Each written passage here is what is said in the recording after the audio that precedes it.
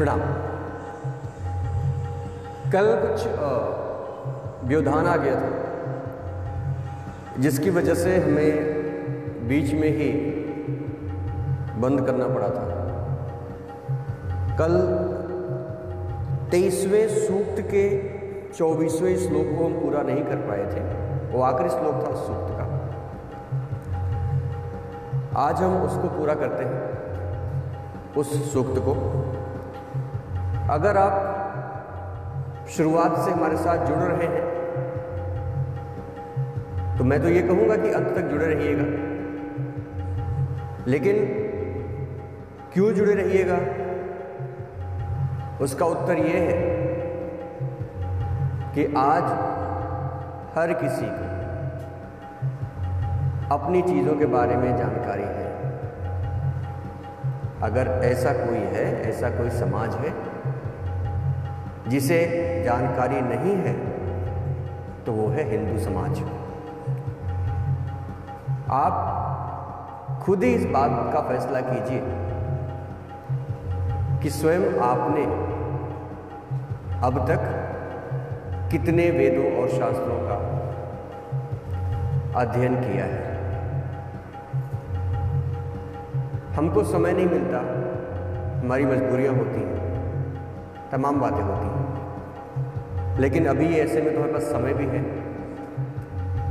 वक्त भी है, और इस जागरण में, इस अध्ययन में आप लोगों का सहयोग बहुत आवश्यक है, क्योंकि ये हमें ज्ञान की उस धारा से जोड़ता है जिससे अभी तक हम भिन्न थे, कटे थे, अलग थे। तो आइए शुरू करते हैं। सूक्त नंबर 23 के इस आखिरी श्लोक के बाद सूक्त 24 शुरू हो जाएगी। 23वें सूक्त के अंतिम 24वें श्लोक में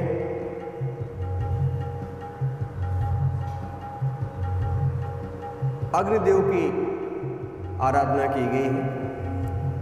कहा गया कि हे अग्निदेव, आप हमें तेजस्विता प्रदान करें, हमें प्रजा और दीर्घ आयु प्रदान करें। देवगण हमारे अनुष्ठान को जाने और इंद्रदेव ऋषियों के साथ इसे पहचाने। 24वां सूक्त। इस सूक्त के रचयिता है शुनः शेष अजीर्गर्त कृत्रिम देवराज वैश्वामित्र। इसमें देवताओं के आह्वान को आगे बढ़ाते हुए लिखा गया है। पहला श्लोक। हम अमर देवों में से किस देव के सुंदर नाम का स्मरण करें? कौन से देव हमें महती अदिति पृथ्वी को प्राप्त कराएंगे? अदिति का मतलब पृथ्वी होता है, जिससे हम अपने पिता और माता को देख सकेंगे।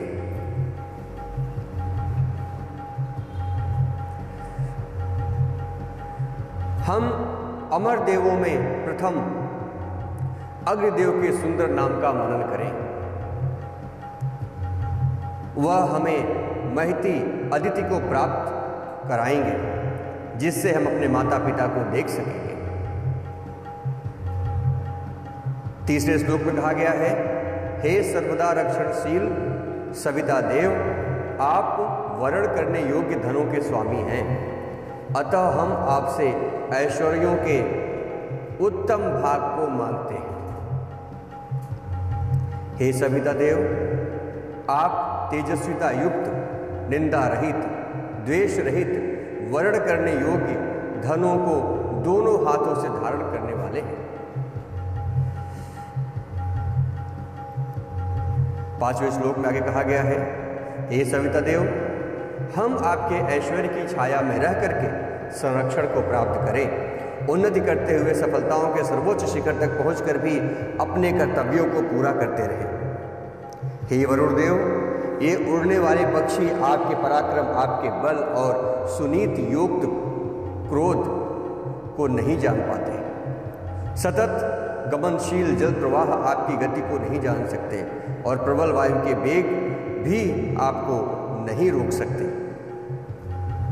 पवित्र पराक्रम युक्त राजा वरुण, आप सबको आच्छादित करने वाले दिव्य तेजपुंज सूर्य देव को आधार रहित आकाश में धारण करते हैं। इस तेजपुंज यानी सूर्य देव का मुख नीचे की ओर और मूल ऊपर की ओर है। इसके मध्य में दिव्य किरणों का विस्तीर्ण होता चला जाता है। राजा वरुण देव ने सूर्य गमन के लिए विस्तृत मार्ग निर्धारित किया है। जहां पैर भी स्थापित ना हो, वे ऐसे अंतरिक्ष स्थान पर चले जाते हैं और चले जाने के लिए मार्ग विनिर्मित कर देते हैं और वे हृदय की पीड़ा का निवारण करने में सक्षम हैं। हे वरुण देव, आपके पास असंख्य उपाय हैं। आपकी उत्तम बुद्धि अत्यंत व्यापक और गंभीर है। आप हमारी पाप वृत्तियों से हमें दूर रखें, किए हुए पापों से हमें विमुक्त करें। हे नक्षत्रगण, आकाश में रात्रि के समय दिखते हैं, परंतु ये दिन में कहाँ विलीन हो जाते हैं, इसे कोई नहीं जानता है। विशेष प्रकाशित चंद्रमा रात्रि में आते हैं। वरुण राजा के नियम कभी नष्ट नहीं होते हैं। हे वरुण देव, मंत्र रूपी वाणी में से आपकी स्तुति करते हुए आपसे हम याचना करते हैं। यजमान हविष्यत्र अर्पित करते हैं और कहते हैं कि हे बहु प्रशंसित देव, हमारी उपेक्षा ना करें, हमारी स्तुतियों को जानें, हमारे आयु को क्षीण ना करें। आगे 12वें श्लोक में रात दिन में लगातार अनवरत ज्ञानियों के कहे अनुसार यही ज्ञान, यही चिंतन हमारे हृदय में होता रहता है कि बंधन में पड़े शुनशेष से जिस वरुण देव को बुलाकर मुक्त को प्राप्त किया था, वही वरुण देव हमें सभी बंधनों से मुक्त करे। 3 स्तंभों में बंधे हुए शुनशेष ने आदिपुत्र वरुण देव का आह्वान करके उनसे निवेदन किया कि वे ज्ञानी हैं और अटल वरुण देव हमारे पाशों को काट करके हमें मुक्त करें। हे वरुण देव, आपके क्रोध को शांत करने के लिए हम अस्तुति रूप वचनों को सुनाते हैं।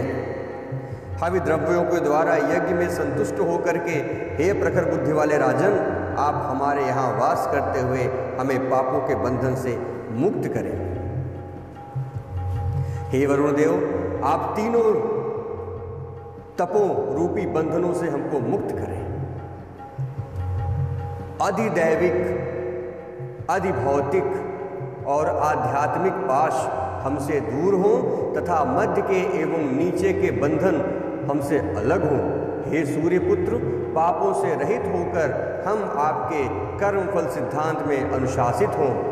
दयनीय स्थिति में हम न रहें, ऐसी कृपा आपकी हम पर बनी रहे। हे वरुण देव, ये 25वीं सूक्ति है। 25वीं सूक्ति के पहले श्लोक में कहा गया है, हे वरुण देव, जैसे अन्य मनुष्य आपके व्रत अनुष्ठान में प्रसाद करते हैं, प्रमाद करते हैं, वैसे ही हमसे भी आपके नियमों में आदि में कभी कभी प्रसाद हो जाता है।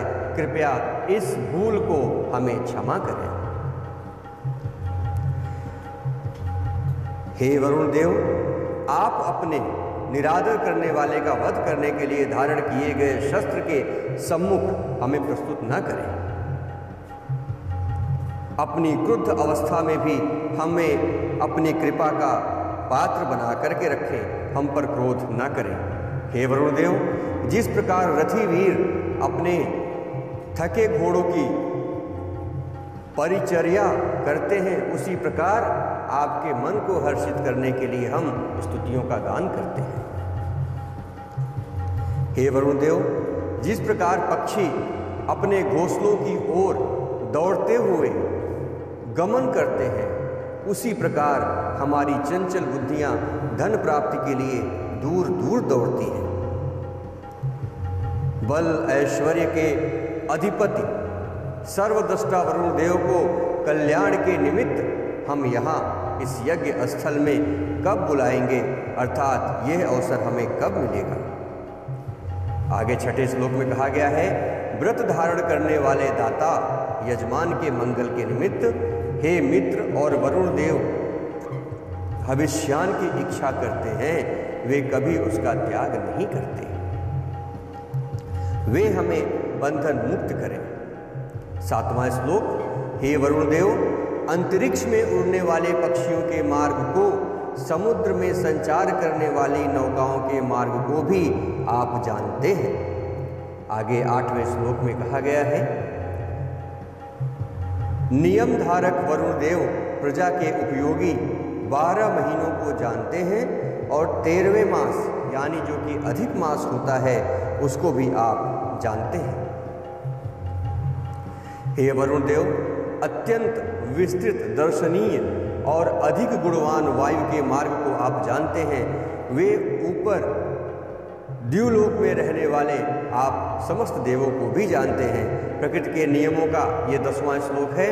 प्रकृति के नियमों का विधिवत पालन करने वाले, श्रेष्ठ कर्मों में सदैव निरत रहने वाले वरुण देव प्रजाओं में साम्राज्य स्थापित करने के लिए बैठते हैं। सब अद्भुत कर्मों की क्रिया विधि जानने वाले हे वरुण देव, जो कर्म संपादित हो चुके हैं और जो किए जाने हैं उन सबको आप भली भांति देखते हैं। 12वें श्लोक में कहा गया है, वे उत्तम कर्मशील अदिति पुत्र वरुण देव हमें सदा श्रेष्ठ मार्ग की ओर प्रेरित करें और हमारी आयु को बढ़ाएं। 13वें श्लोक में कहा गया है, सुवर्ण में कवच धारण करके वरुण देव अपने हृष्ट पुष्ट शरीर को सुसज्जित करते हैं। शुभ्र प्रकाश किरणों से उनके चारों ओर विस्तीर्ण होती है। शुभ किरणें उनके चारों तरफ परिलक्षित होती हैं, उनको प्रकाशमान करती हैं। हिंसा करने की इच्छा वाले शत्रुजन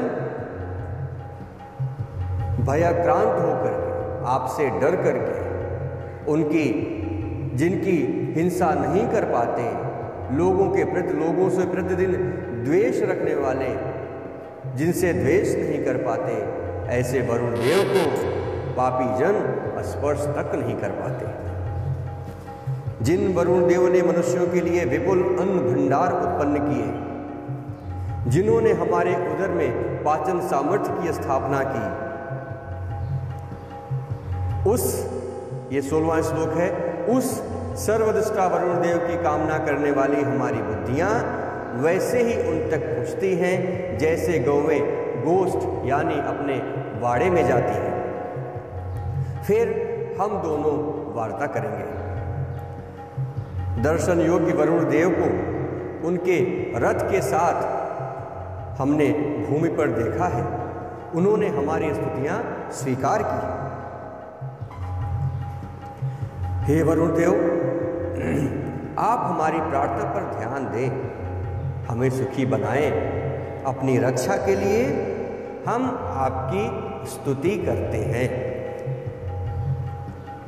हे मेधावी वरुण देव, आप द्युलोक, भूलोक और सारे विश्व पर आधिपत्य रखते हैं। आप हमारे आह्वान को स्वीकार कर हमारी रक्षा करेंगे, ऐसा प्रत्युत्तर हमें प्रदान करें। हे वरुण देव, हमारे उत्तम यानी हमारे बुद्धि के कपाट को आप खोलें, हमारे मध्य पाश को आप काट दें, हमारी माया को आप दूर करें, हमारे नीचे के पाश को हटाकर हमें उत्तम जीवन का प्रदान करें। 26वीं सूक्त में आगे कहा गया है, 26वीं सूक्त के रचयिता देवरात वैश्वामित्र, सुनाशेष, आजीगर्थ, श्लोक नंबर 1। मित्रों, इसमें अगर मैं श्लोक पढ़ने जाऊंगा तो जो हमारा मुख्य आशय है उसमें बहुत ज़्यादा समय निकल जाएगा। इसके लिए हम इसमें श्लोकों का अध्ययन नहीं करते, लेकिन हाँ, वो श्लोक हमसे क्या कहना चाहते हैं वो बात हमें जानना अति आवश्यक होती है। भाषा कोई भी हो, चाहे हिंदी हो, चाहे संस्कृत हो, चाहे अंग्रेजी हो, भाषा का एकमात्र उद्देश्य ये होता है कि वो हम तक अपनी बातों को पहुंचा सके और उन बातों को हम आसानी से समझ सके और उन बातों पर हम आगे अग्रसर हो सके। और हिंदी एक बहुत अच्छा माध्यम है, सरल है, समझने में आसान है और चूंकि वेदों की संख्या 4 है और खाली ऋग्वेद में ही 13,000 से ज़्यादा श्लोक है,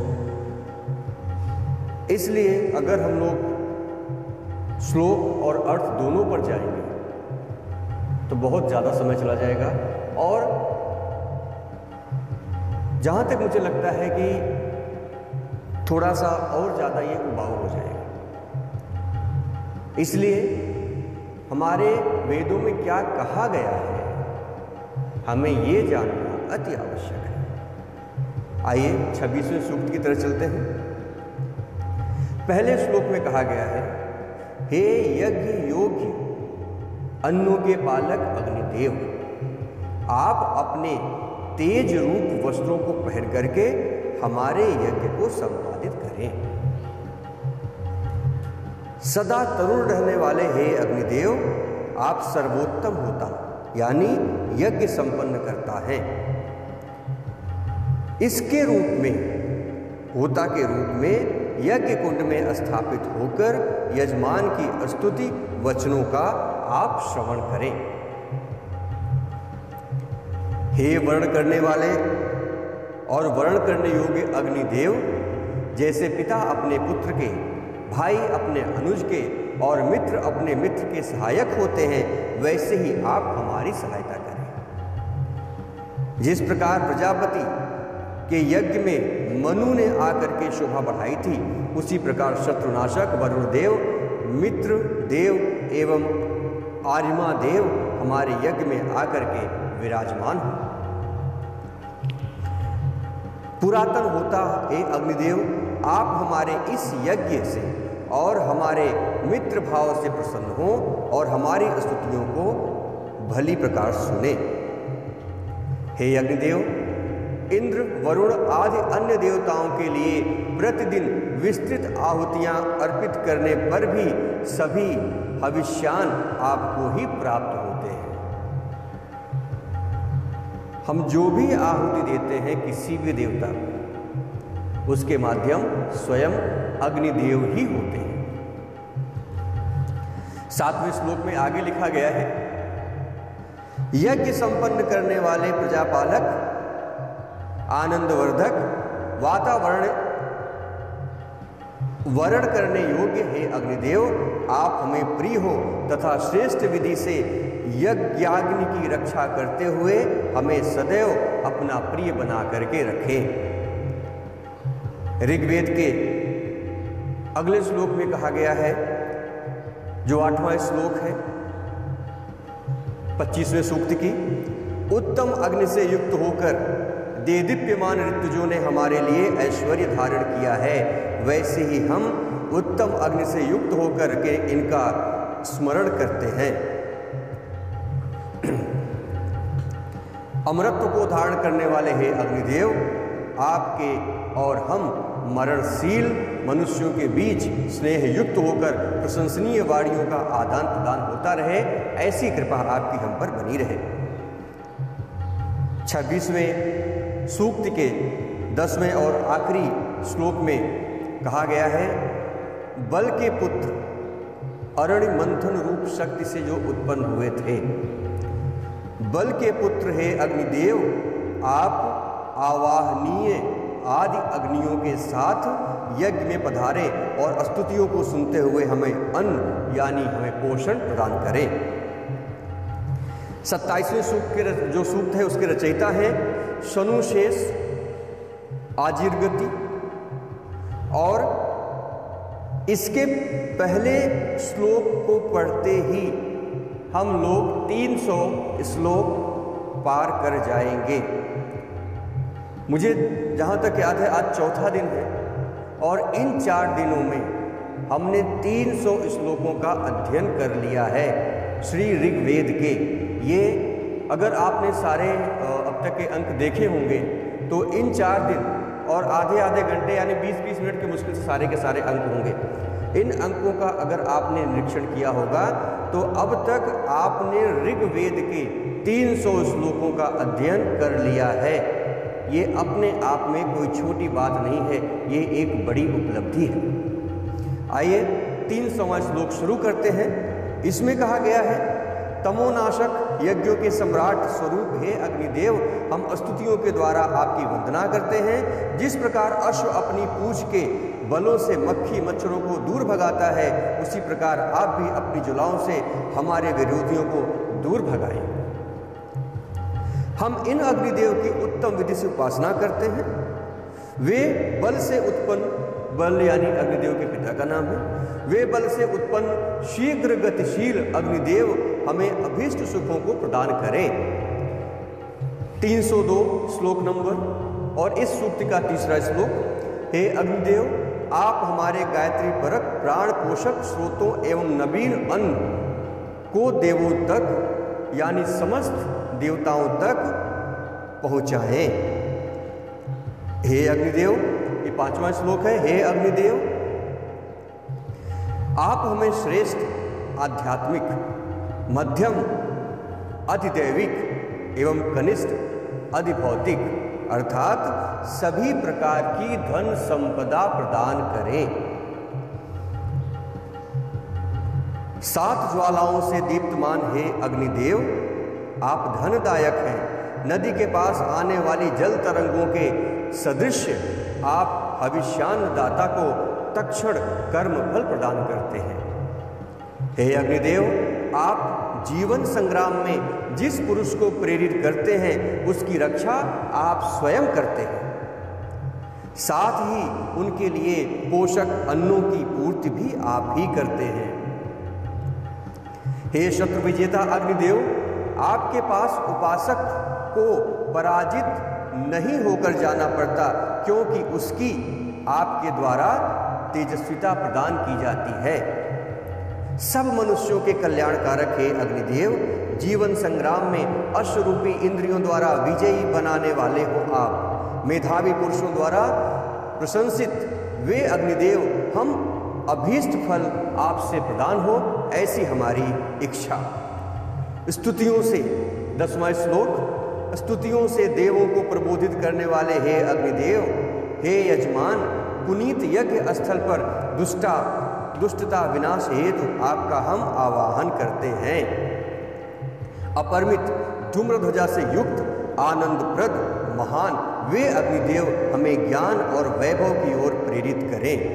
12वें श्लोक में आगे लिखा गया है, विश्वपालक, अत्यंत तेजस्वी और ध्वजा सदस्य गुणों से युक्त दूरदर्शी वे अग्निदेव वैभवशाली राजा के समान हमारी स्तवन रूपी वाणियों को ग्रहण करें। बड़ों, छोटों, युवकों और वृद्धों को हम नमस्कार करते हैं। सामर्थ्य के अनुसार हम देवों का यजन करें। हे देवों, आपसे बड़ों को सम्मान में अगर हमसे कोई त्रुटि हो तो उसे हमें क्षमा करें। 28वें सूक्त में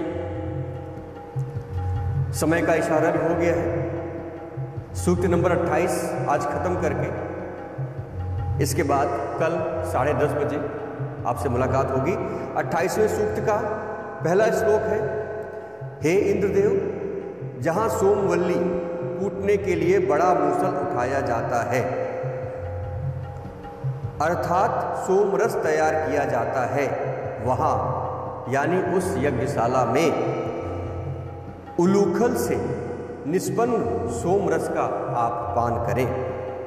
हे इंद्रदेव, जहाँ 2 जंघाओं के समान विस्तृत सोम कूटने के लिए 2 फलक रखे हैं, उस यज्ञशाला में उलूखल से निष्पादन सोमरस का आप पान करें। हे इंद्रदेव, जहाँ गृहिणी सोमरस तैयार करने के लिए कूटने यानी मूसल चलाने का अभ्यास करती हैं, वहाँ यज्ञशाला में उलूखल से निष्पन्न सोमरस का आप पान करें।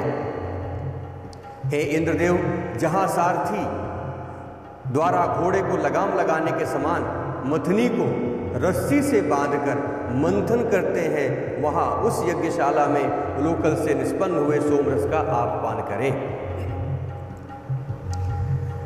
हे उलूखल, यद्यपि घर घर में तुमसे काम लिया जाता है, फिर भी हमारे घर में विजय दुंदुर्भी के समान उच्च शब्द करो। हे उलूखल, मूसल रूप वनस्पति। उलूखल का मतलब होता है जो हमारे यहाँ पर मूसल होता है और जो पत्थर का बना होता है जिसमें हम उसको कूटते हैं।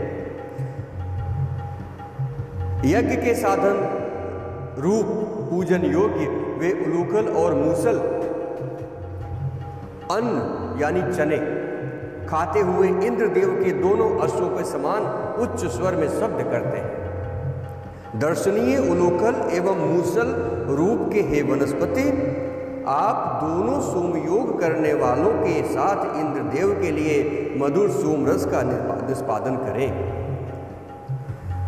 उलूखल और मूसल द्वारा निष्पादित सोम को पात्र में निकाल करके पवित्र कुशा के आसन पर रखें और अविष्ट को छानने के लिए पवित्र चर्म पर रखें।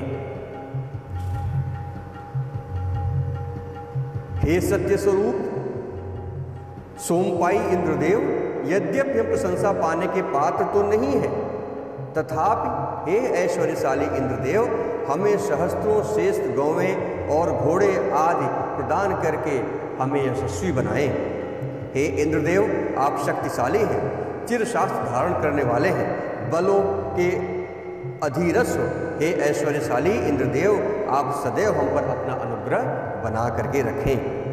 हे इंद्रदेव, दोनों दुर्गति कौन सी होती है? विपत्ति और दरिद्रता। हे इंद्रदेव, दोनों दुर्गतियां यानी विपत्ति और दरिद्रता से परस्पर एक दूसरे को देखती हुई वो सो जाएं और वे फिर हमारे जीवन में कभी न जागे, वो हमेशा के लिए अचेत पड़ी रहे। हे ऐश्वर्यशाली इंद्रदेव, हमें सहस्त्रों शेष गौवें और अश्व प्रदान करके हमारा सम्मान बढ़ाएं। यहाँ पर अश्व का मतलब है पराक्रम, तेज, उत्साह। और विपत्ति, जो कि विपत्ति का मतलब यहाँ पे निकाला गया है कि हमें हमारे पौष्टिक आहार से मुक्त न किया जाए। और गौ से क्या होता है कि हमारी दरिद्रता जो होती है वो निष्प्रभावशाली हो जाती है।